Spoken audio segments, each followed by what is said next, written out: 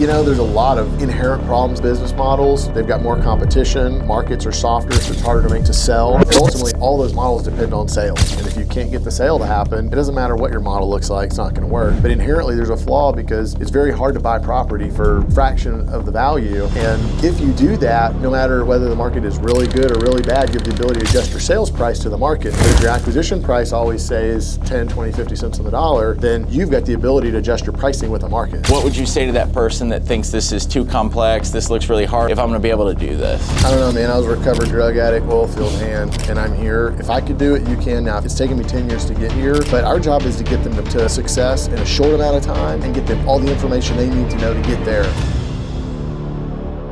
Welcome to Dirty Deeds. Today, we are gonna talk about a training program. Y'all have probably heard us talk about it over time. There's a lot of inbound requests for this, so Lucian and I decided to huddle up today and talk about what the distressed property acquisition coaching program looks like. Welcome, Lucian. Thank you. Thanks for having me. Lucian does enterprise sales here.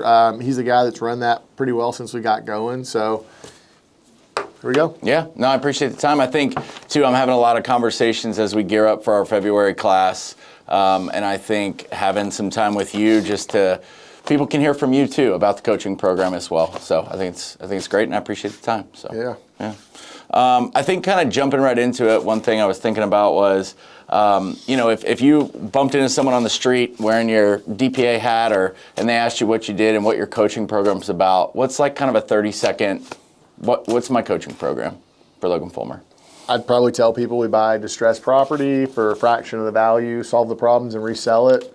Our job is to make outside profits, and we figured out a way to do it that nobody else is doing in this volume. And it's probably the last frontier in real estate because everything has been hammered, discovered, revealed. Yeah. This is something that we just figured out how to do 10 years ago in this little office, and we quietly did it until we realized how special it was. And when markets were going up and down, our business kept doing well and growing. And other people were telling us how much trouble they're having, house flipping, wholesaling, land subdividing and flipping and all that. And I remember thinking, oh, they're just a bad operator. We're doing great. Yeah. Well, I remember hearing like, oh, they're just a bad operator. And it wasn't against them. It's just I would hear that and I would think, well, we're doing great. But as I started to hear it across more people and read the news, I realized, no, the markets are changing.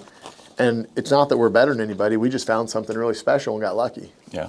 No, I appreciate that. I think a lot of people, like what you're touching on too with wholesalers, flippers, folks that are doing land, do you feel like this model addresses, is there a problem that this model and your coaching program is solving for those type of people? You know, there's a lot of inherent problems in those business models. They've got more competition, markets are softer, so it's harder to make things to sell. And ultimately, all those models depend on sales. And if you can't get the sale to happen, it doesn't matter what your model looks like, it's not gonna work. But inherently, there's a flaw because it's very hard to buy property for fraction of the value. And if you do that, no matter whether the market is really good or really bad, you have the ability to adjust your sales price to the market. But if your acquisition price always stays 10, 20, 50 cents on the dollar, then you've got the ability to adjust your pricing with the market. Yeah. So they can't do that. If you're wholesaling something with a $20,000 margin, you can only lower your price 20 grand. And if the market says you should lower it more, you don't have that option. Or house flipping is even worse. Wholesaling, you have less skin in the game. You just cancel the contract and walk away. When you're flipping a house, you got hard money loans, debt. Like you're selling that thing at a profit or a loss or something's happening. Yeah. Well, and you feel within the 4-month coaching program that you've put together, we've been doing this, we've scaled it up over the last 3 years, I guess this is. And in that 4 months, you have confidence, I know I do, I know especially you do, we have confidence that we can get people kind of set up, understanding and up and running. I mean, would you shed some light on that? Yeah, too? I did a blind survey this last semester, and of the folks surveyed, which is most of the class, 85% of people did deals during that time, 65% of them did 1 to 5 deals, 10% of them did 5 to 10 deals, and 10% of them did 10 plus deals. Now, most real estate programs have a much lower success rate than that, like 10 or 20% are doing good. In our case, 85% of the people earn back what the tuition was plus some money, which is huge. Now we've got to do a trailing study, or a tail study afterwards to see how these folks develop. But I'm watching these businesses just, Our goal in that 4 months is to get people to understand how to do the deals and get them through transactions so they can recover the investment to get in the program and learn the fundamentals. Going forward, everybody's model starts to look a little bit differently as they develop their businesses. Sure. But that's what the business owner's job is. We've taught you the model, and we've been able to distill what it took us 10 years to build in 3 or 4 months. It's 4 months. After you get that 4 months, now you got to go run a business, but we have taught you a far better way. You're teaching them and giving them an investment strategy that no one can take away from them, and they can do what they want with. Yep, and nobody else knows how to do it like us today. I think, too, another big thing that, there's a lot of coaching programs out there. There's people advertising programs, vary in cost, vary in time, but specifically in real estate coaching. I mean, you kind of touched on it that the success that we've been able to have is significantly higher, but what else do you think makes this coaching program different from your run-of-the-mill real estate coaching program? First, it works better than almost all of them. I've yet to find one that works better than ours, but also it's based on a business that we still run. We got 25 people in the office. We're doing hundreds of transactions a year, tens of millions of dollars. And a lot of times when folks get involved in the education and coaching space, they're not doing deals anymore. They're not very connected to them, or they're not very meaningful deals. But we are running a significant operation that still does this, and it allows us to improve our coaching program every month, but we're still so tied into the groundwork. And businesses evolve over time. We continue to evolve the coaching program over time as the business evolves, and it just gets that much better. But we're operators first, then coaches second. Yeah. And I think what I appreciate, too, is that we have gone back and done surveys and gone back to people that have been through coaching and said, hey, what do you wish you had more of? What could we have helped with? What do you think? We're asking for that feedback so we can constantly improve that. Some of the big things that I've been letting people know about, some of the changes we made to coaching now are some additional resources, the blueprint, et cetera. We've brought in a sales trainer. We're doing deeper dives on some research. So I guess people kind of want to hear from you, too. Like, what are some of the big things people could look forward to in this next coaching program and as we continue to fine tune it? Our goal is to fill gaps in the prior semester, which every time we do that, we obviously continue to improve. We did add sales training because a lot of folks understand the model once they get there and learn how to do the research, but they're scared to get on the phone. They don't know what to say. We've included specific script training for that. Another thing is research. Conceptually, they would understand this is what a lead is, this is where you get it, and this is what the research looks like, but they didn't actually understand step by step, and we'd spend a lot of time training on that. We've now built educational materials to help look at deed records, docket records, tax records, step by step in videos, so you can train yourself, you can train your team, things like that.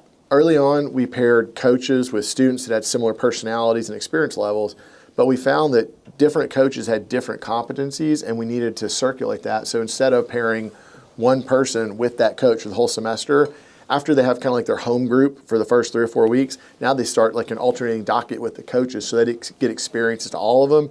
I think that brings up the average education level significantly. So those are 3 big changes we made this semester. I think what I like about that too, and what we do with the model with the different coaches that we have folks like Kyle who are running a small team, right? And it's about volume and team and numbers.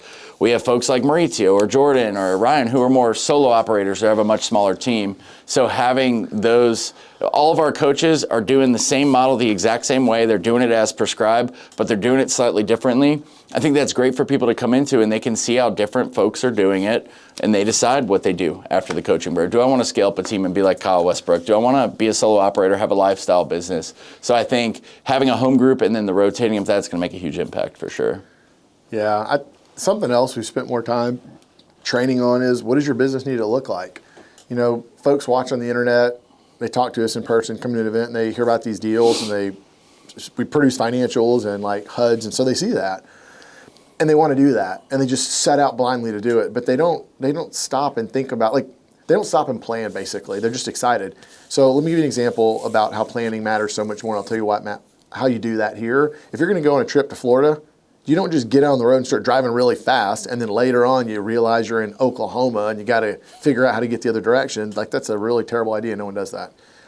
When you're trying to plan a business, you need some kind of roadmap. So we start to look at people and say, what is it that you want? What's your personality like? What's your lifestyle like? What are you trying to earn? Do you want to get as much money as possible, or do you just need a certain amount to live because you care about your lifestyle more than you do the money? Mm-hmm. We help people identify that. Once they identify that, then we need to help them structure what it is they're trying to build. And that's something that a lot of coaching programs don't do. They teach you how to get a contract, how to sell a contract, how to make $18,000. How to send a mailer out, how to do this, yeah. Yeah, this is more about your life and who you are and what you want to build. So that's a more of an umbrella, like it's a 30,000 foot view approach. No, and I think a lot of times in these conversations I'm having with people about coaching, and you just touched on a lot of it is, I think one of the biggest things about our coaching program too is you and the guys and everyone that's associated with this, we care more about the success of the program than we do on revenue. Sure, is coaching revenue additional revenue to our company? Great. But like your reputation, what your coaching program does, the success of the people that come through with it, I think a lot of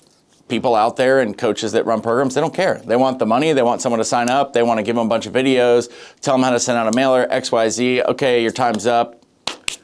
This is a business This is different. We make money, no doubt about it. I'm a capitalist. That's why I show up to work every day. However, my reputation matters so much more. I'm not going to risk my reputation in a business that does way more money than coaching will ever do for us by doing a crummy job at coaching. It's not worth it to me. Yeah. And I think people can tell the feedback, the responses, the testimonials we get, it couldn't be more clear. So when people ask those kind of questions, I just say, you know what? Go out there and find people that are commenting on our posts. Go ask people that you've given testimonials with and survey. Go ask them. Don't let me tell you. Right. Let's let that speak. And I've had multiple people over the years that maybe see an ad or whatnot, and they're just like, oh, well, you guys are just some other guru doing a coaching program. Then they meet us. Then they come to a webinar. Then they come to an event, or they get to know everyone that's in this office, or start seeing. The proof is in the pudding on this thing, right? And they see the comments and they see the people. One big thing I do is connect folks who are looking into coaching with folks that have been through the program. So yeah, no, for sure, I think that sets us apart, which is great.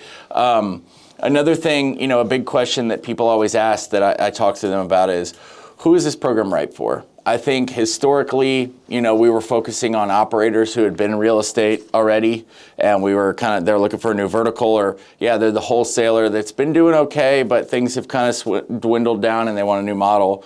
But now over the last 3 years, we've literally brought in people that were firefighters. We had a pastor. We had folks that were just not coming from real estate at all. And pilots, attorneys. Yeah, and getting them up and running and going. And I don't think there's a lot of coaching programs that do it. So one of the big things people always ask is, who's this program right for?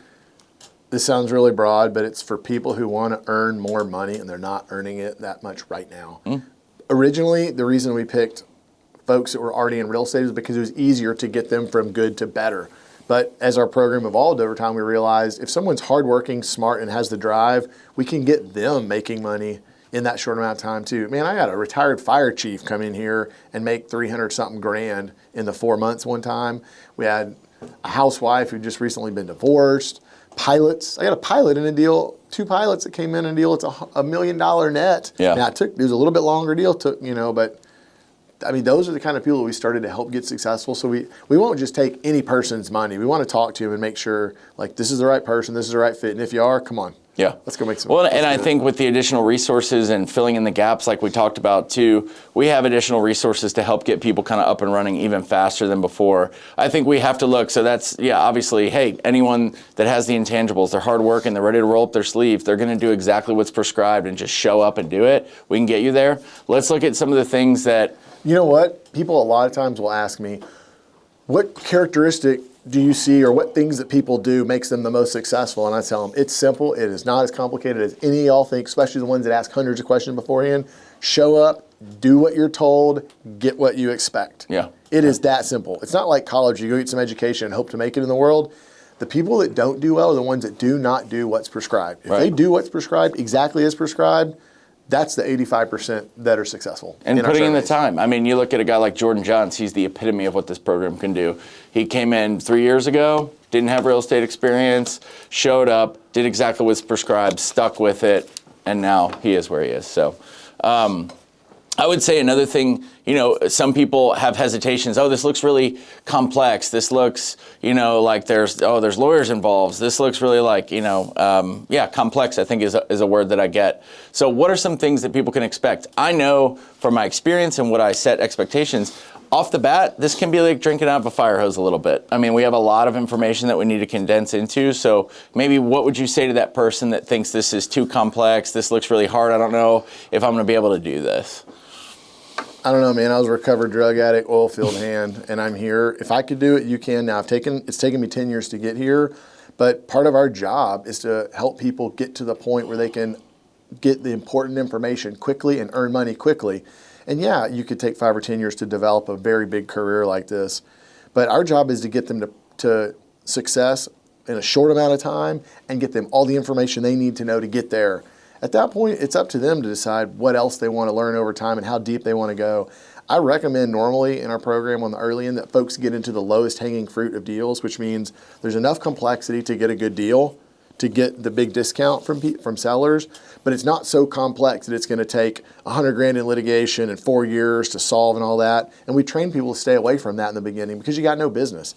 I mean, you're a child and you're learning to crawl. You're not learning to do cartwheels first. That's stupid. Right. Learn to walk. Learn to crawl, learn to walk. You can do the gymnastics later. You'll have time. Right. That's how this works. It's like everything in life. But if someone thinks they're going to come in and become like us, 10-year proficiency in the first 4 months, well, that's their fault. They're unreasonable. You got to understand what a process looks like. Sure.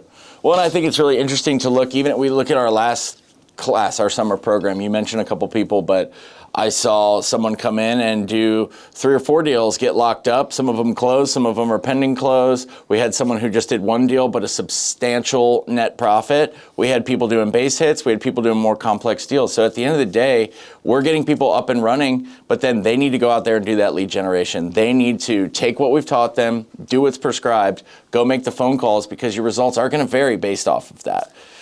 It's very much a program. You get out of it what you put into, and I think I've made that really clear to folks. It's wild. 1 in 10 people will do 10 plus deals while we're operating together. 65% of them will do between 1 and 5 deals. That's a huge swing. But what it tells you is at 85% doing deals that responded to our survey during a semester, 85%, that's literally the opposite of most real estate coaching. Most people, it's like a 15, 26% success rate if they're lucky. We're the opposite. Yeah.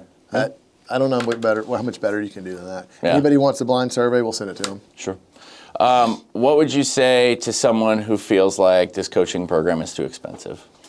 You're going to pay in money out of pocket to get the education, or you're going to pay in lost income. You get to pick, but the lost income is far more expensive.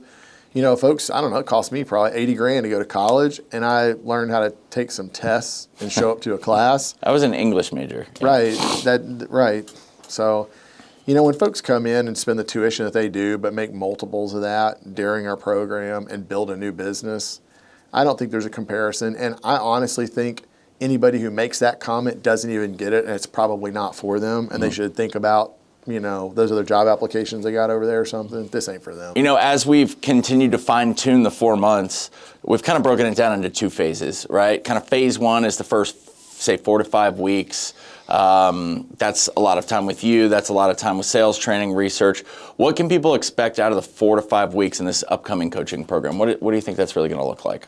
So, program is 4 months. Right off the bat, there's about a 30-module education bank that I've spent time to completely deliver. The blueprint. They got to get, it's called the blueprint. They've got to get through all that material. It's a lot of foundational stuff, framework stuff.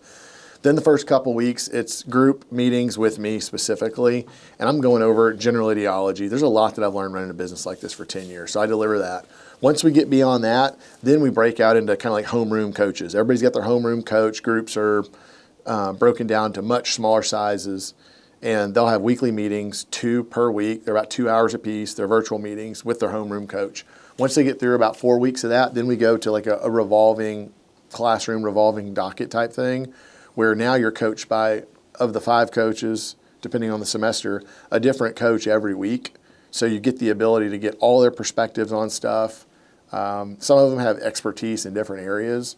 And then if you decide, hey, I want to go back to my homeroom coach consistently, we can do that. Mm-hmm. But typically there's a revolving docket there. So that's how it's set up. And that gives you the balance of the balance of the 3 weeks there usually. Yeah. And during that first 4 to 5 weeks, so typical ideology, foundational stuff, we're going through the blueprint, we're talking about closing package, documents, lawyers, private investigators, basically what y'all are doing, how you're doing it, systems you're using. A big part of that too, outside of the sales training, the research, is picking a target market. That's a big question that a lot of folks have. Well, it looks like you guys only know how to do Texas. We both know that's not true. This is just where we live, and been what our backyard's been for the last almost decade.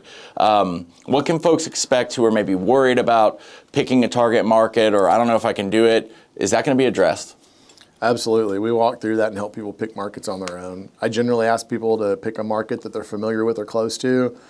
And in the early days, we would look at what the laws look like. We'd look for the states that the laws were similar to the one that we lived in, because that's what we knew. Over time, we've learned the rest of the laws in the rest of the states. Ultimately, we're looking for a big MSA or the counties next to the big MSA because you're looking for demand. That's your most important thing. Outside of that, there are a couple states I'd say completely stay away from. Outside of those very small handful, dude, we look for a big MSA. We look for activity in the area. We help narrow down a couple other variables, and then we go. You guys mainly were doing Texas forever, but what states are you and the guys operating in now? Yep. North Carolina, South Carolina, Georgia, Kentucky, Tennessee. We're in Texas. We've got stuff started in Florida. We've also got transactions in New York, and I think one's starting in New Jersey now. So we're across, nearly about 10 states today. Historically, too, Florida, in the way we looked at it, was not a good state because of probate or affidavit of heirship. What's changed? Yeah, it's just education, it's experience. In the early days, we worked in non-judicial states where there are alternatives to probates because it was faster and easier. Today, we're working in states that require probate, for example, like Florida or California. You have to do it. The neat thing is they have a little bit easier, or they have some opportunity to do shorter administrative type proceedings. So at the end of the day, you want to look in you don't want to be in a state that has super low values. You need to be in an MSA specifically that's got some meaningful values, because if you're going to go do a deal that costs 5 figures or sells for 5 figures, it's the same effort as one that sells. It's a 4-figure deal or a 7-figure deal. It's literally the same effort. It might be a slightly larger investment, but somebody can go do that work and make 5 figures, or I can go do it and make 7 figures. I'd prefer to be in a bigger MSA because when you have higher sales prices, you've got better opportunity to earn because there's more margin and more sales price. For sure. I think, too, another big thing people bring up is JVs. Folks want to know, hey, could I JV a deal with you? I think it's important that we point out, hey, certainly can approach your coaches about JV deals. We do JVs all the time. But if you are looking to go after a deal on your own, you have that same support from the coaching program that you would, whether you're JV'd or not. But what have you seen come out of JVs? Just some off the top of your head, some great relationships? Yeah, for sure. First off, I'm going to say I would prefer people to do their own deal because I want them to earn as much as they possibly can. I don't want them thinking like our whole goal is just to scrape their profits. Like, that's unfair and that's not who we are. Now, sometimes folks say, you know what, I'd rather use somebody else's capital. Historically, I do JVs a lot. I'll use debt a lot, things like that. Or they want to partner with the experience. If that's the case, we're open to them. We've probably got 70-some JV deals on our books right now. We're happy to do them. That also allows us, when a person doesn't JV with us, we're working during the coaching hours because that's coaching program. When they JV with us, that's regular business. So we're working on that all hours of the week. It's basically full access because that's a JV deal. You're a JV partner with us. So We'll do it either way. We're happy to do it either way. Speaking of working with people, a lot of people ask, referrals, whether it's lawyers or private investigators, title companies. That's definitely something that we offer through the coaching program. Can you touch on that a little bit? Yeah, if it's a deal that we're JVing, we'll spend the time to go find the lawyer ourselves because we've got a huge network, and we'll spend that time because, partners. We're partners, yeah. If it's a deal that they're doing and they're not partnering with us, which again is completely okay, we help them figure out what the process is like, how to vet, the questions to ask, and we'll help them develop those relationships in their market. We just aren't the ones to make the calls for them, but we'll walk them through how to do it. It's really not that hard. We've hired and fired hundreds of lawyers over time. We now know how to pitch to them, what to ask, what to hear, what to say. And you find real quick if this lawyer is willing to play ball, if they're competent or not. Well, and that's the beauty of folks who are looking at the coaching program. They see the value of learning from someone who's doing what they want to do instead of going and making all the mistakes on their own, right? So you've probably interviewed more attorneys than a lot of these folks combined. So having that list of questions for them to ask to address it quickly, I think the whole goal of this program is to help people avoid landmines, help them not make all the mistakes that you've made over the last decade, and get them up and running. There's people out there that are looking at a DPA coaching and they're on the fence. We have our big annual event coming up. We've touched on some of the resources that are provided with folks in coaching. We've touched on a lot of stuff.